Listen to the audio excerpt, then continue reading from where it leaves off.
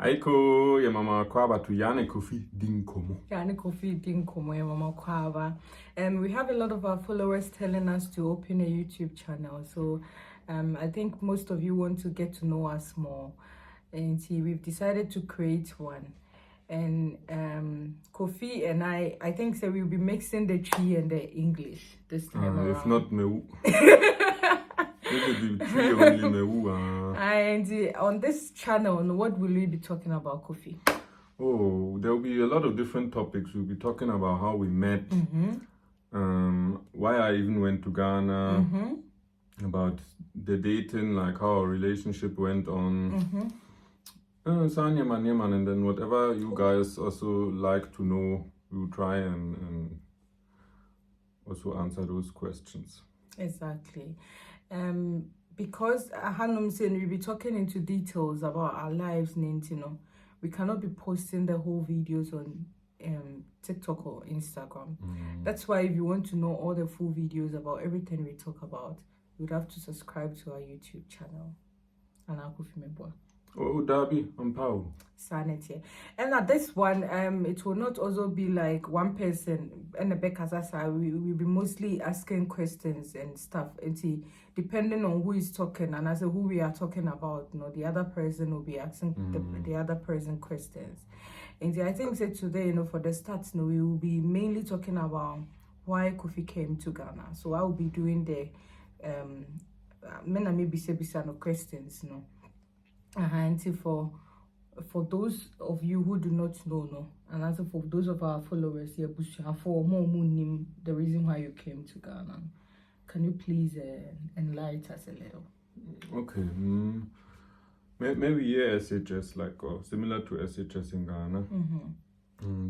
Me decided, okay, I don't want to work right away, or I don't want to go to university right away.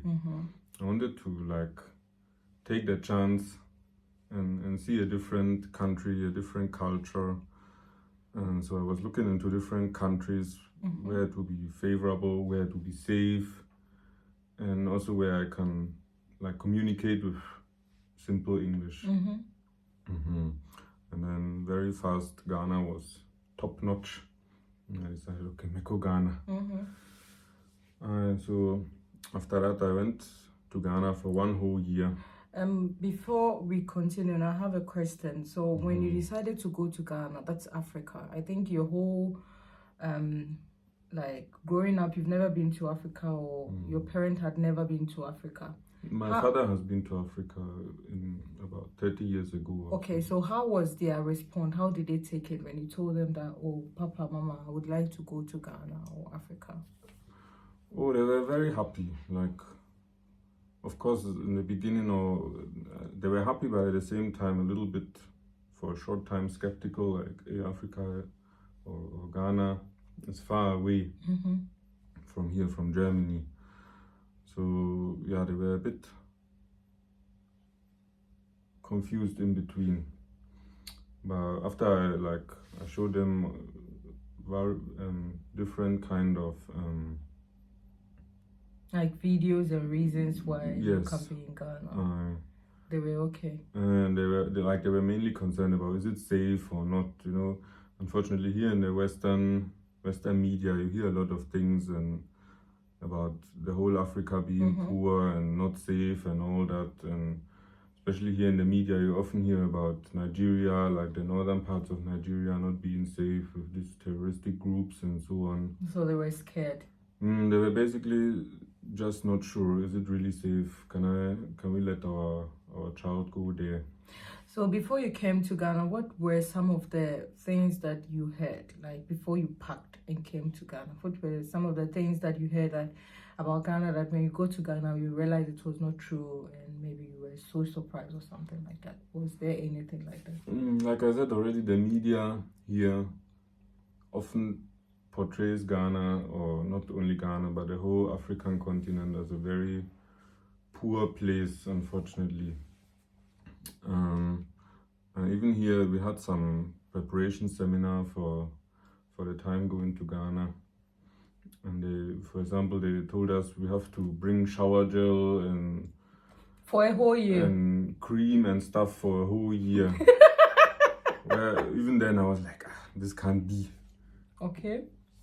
And so me, I didn't listen to them and came to that when it comes to that part. I don't know, me, I thought it can't be exactly like that, and yeah.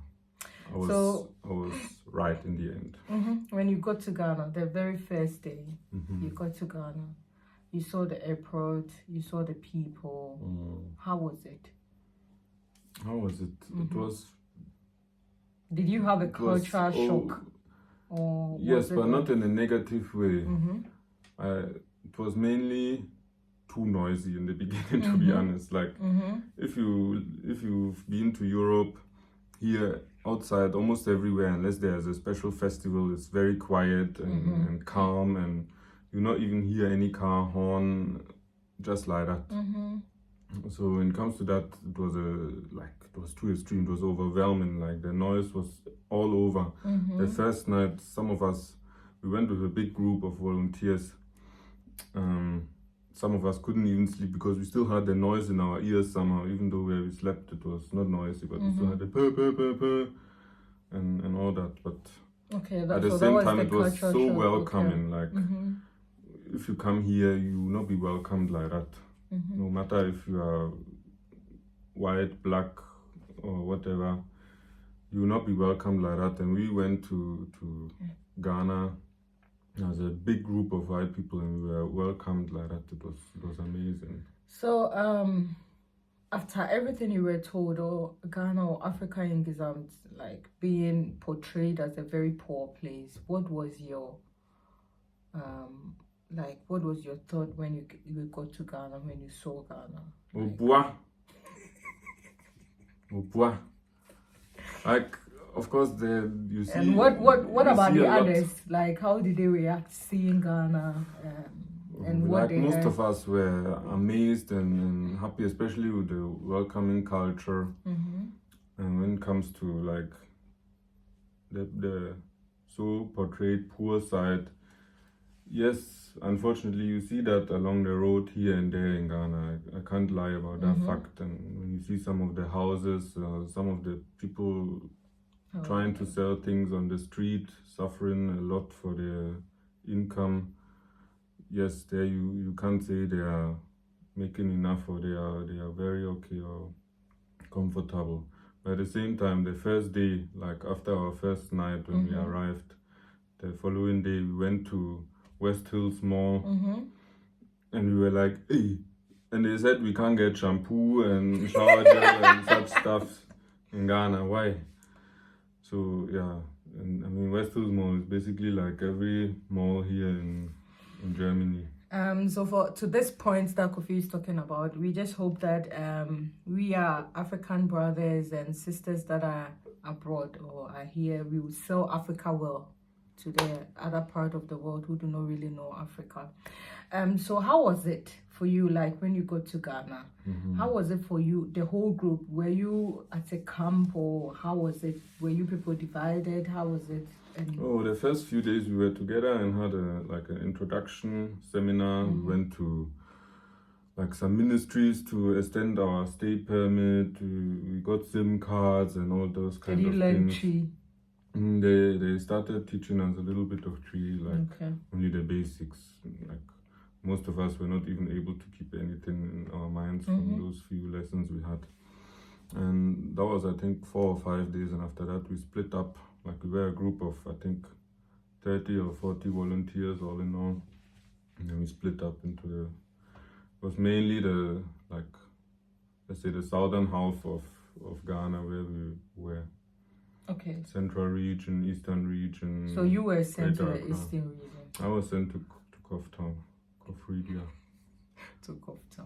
Okay, so where in Koforidua were you, and then how were you welcome in Koforidua? How would you say? Koforidua was amazing. Like, I was with another volunteer, and we went, like, we were hosted by a family for the whole year. The family was amazing. If any of you guys from the family sees it, I love you. Like, you were just amazing from day one on. How you welcomed us, how you how we were immediately part of your family. Like the hospitality was just outstanding. I can't say more. And apart from the family, it was same for most of the people that we met on the street or anywhere.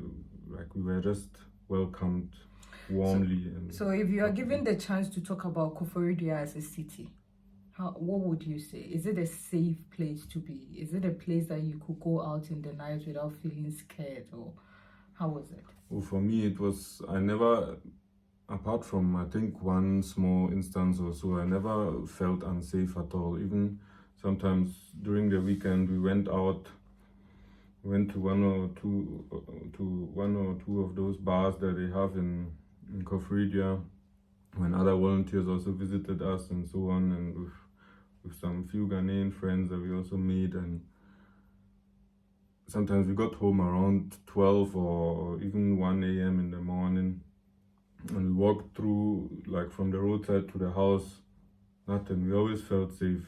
I think that there's been something same in town, and you've always been talking about Kof Town that I would like you to share with our viewers. You always say that it's like not a super big place, but you get everything. It's basically my favorite city in the whole of Ghana so far. Not only because I've stayed there, but like you said, also because the people there are very welcoming. You get everything at the same time. It's not all that loud and busy like Kumasi or Accra. So it's my favorite place. So what exactly were you doing in Koforidua within that 1 year? What were you doing? What were you supposed to do? Well, like I said, I came as a volunteer. Because I'm asking this question because there are people who do not even understand the word volunteer. Not like they don't understand the English, but they don't know what a volunteer do. Maybe they've heard it somewhere, but they don't know what exactly a volunteer do. That's what I'm asking. So that very you can good, explain it a little. very good question. The German volunteering is like, we also have that kind of system here in Germany where after you finish your high school, you can go to hospitals or kindergarten or so and do a 1 year volunteering service kind of. And I and a few other people decided to do that rather abroad in Ghana. And so I personally, I was sent to a hospital in Koforidua, to SDA hospital. Shout out.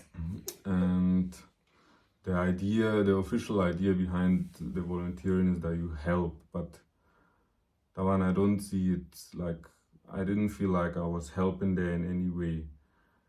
So that's why I even see the whole volunteering program a little bit critical at a point, because there's this what we call white savior complex. Okay, then can we probably make a whole new video talking about that, so that we can enlighten people and all that about that again. But you were also sent to a school. The school, we added it voluntarily later on because we felt like at the hospital we are not trained as nurses or doctors or anything yet, so we can't help in any proper way. So what really we can do is like talk with the people and do some cultural interchange or exchange or so, but still that was a bit too boring for us at the point, so we opted to also go to a school if only they would like to have us to help them in whatever way. And then we went and were able to assist a little bit in the lessons. How was it in the school? How did you feel? Did you feel welcome? The teachers, the students, how was it? And if you compare the Ghana school system to the Germany school system, how was it? What would you say?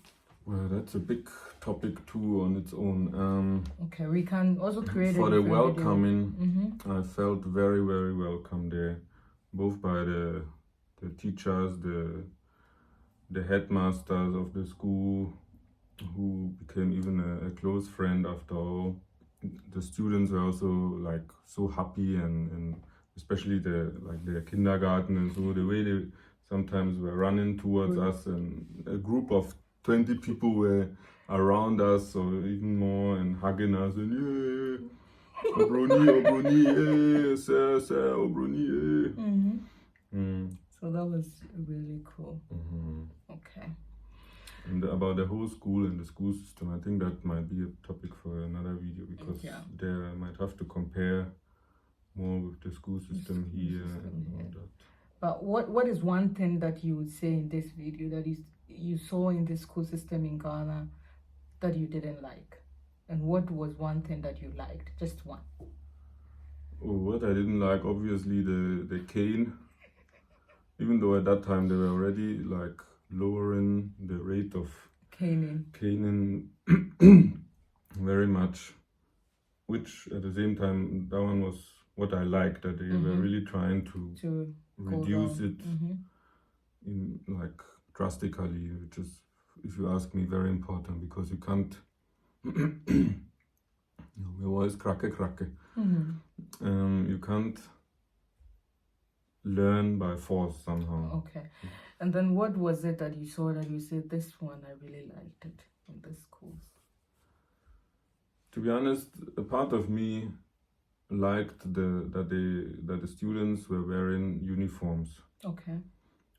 Because I see it here in Germany or Europe, that a lot of, or in most places, you don't have to do that. You can bring whatever you want to do, and that often brings, like, you can wear whatever you want to do, and that often brings some kind of rivalry or challenges that, oh, I am the one having the latest Nike shoe, the latest Adidas top, the latest Gucci, whatever. Of which I think it will put pressure on even some parents who do not have money to afford such. Yes. Even, I mean, here too, a lot of people can't afford such things, and then the kids will be like, now why my parents are bad and such things, and that is completely off once you all have to wear the same things. This is really, like, I'm happy to hear this, or at least schools wearing uniform in Ghana is one of the things, and I think you've opened my eyes when it comes to that part, because I didn't think that far. And I think it's a very good thing. So do you have any last words that you want to say as we bring this chapter of the first episode to an end about Ghana? I have to, I think, that one question, why am I called Kofi? I think that one we have to answer it in this first video. Okay. Do you want to explain it? Okay, so Kofi is called Kofi because he was basically born on a Friday. Just like in Ghana, I'm born on a Thursday, he was born on a Friday, and he's called Kofi. So those of you who always ask, why are you Kofi? Why is he Kofi? Did he adopt the name and stuff? No, he didn't. He was born on a Friday. The only name that my husband has adopted is the Frimpong, of which he said he finds it very, very, very nice. Come on, in the ears. It sounds so nice for him in the ears, and that is why he liked it. So if you want to hear more, or if you have anything that you would like us to talk about, just drop it in the comment section. If you want to hear more about our lives, how we met and everything, just like we said right from the beginning of the video, who proposed first, a whole lot of funny stuff, we are yet to create all those videos. So don't hesitate to subscribe to our YouTube channel. Press on the notification bell so that when we post a video, you'll be seeing it. I think currently Kofi is very busy preparing for an important part of his life, and I am also currently busy with work. That is why we might be posting only once a week. That one, yeah, even that one we can't even promise 100%, because, you know, creating a video and editing and posting and all that takes a lot of time, consumes a lot of energy. We love you people. We still try as much as possible when we have time to create videos, if possible twice a day or something like that, so that we can be consistent, but we can't promise that it will be on a regular basis. Just so you understand, once we have time, we'll be there for you people. I think the last thing I will say personally is that we love you all, our followers. Like, if you guys are not there, we are not there. We love you so much. So, you too.